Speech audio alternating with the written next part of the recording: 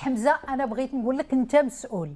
انت دابا عطيتك القياده وعطيتك المسؤوليه باش غتبدا وشنو الحل اللي غتقدم؟ اولا غنحشم العراضي ونقدم الاستقاله، لان هادو خرجوا الا وانا فاشل.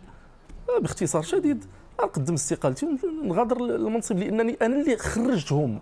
هادو النتيجه لسوء التدبير ديالي.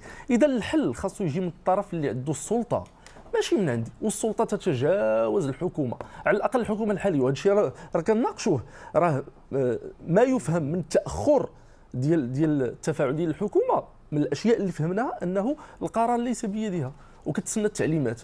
اذا انا من حقي، وهذا الشيء راه من حقي، من حقي نعتبر ان الحكومه هذا التاخر ديالها ما هو الا نتيجه عدم امتلاكها للسلطه الحقيقيه، للاسف.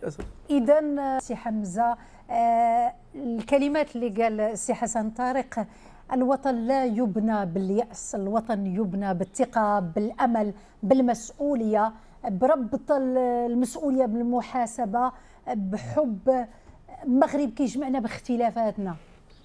الكلام ديال السي حسن طارق هو جميل جدا، لكن من الخصوصيات ديال هذا الجيل هو انه جيل لا يؤمن بالرومانسيات والشعارات الرنانه والكلمات المؤسسه والتنظير. هذا شيء مطلوب. كيامن بالوطن، لكنه جيل كيامن بالوطن، لكنه جيل نفعي لحظي.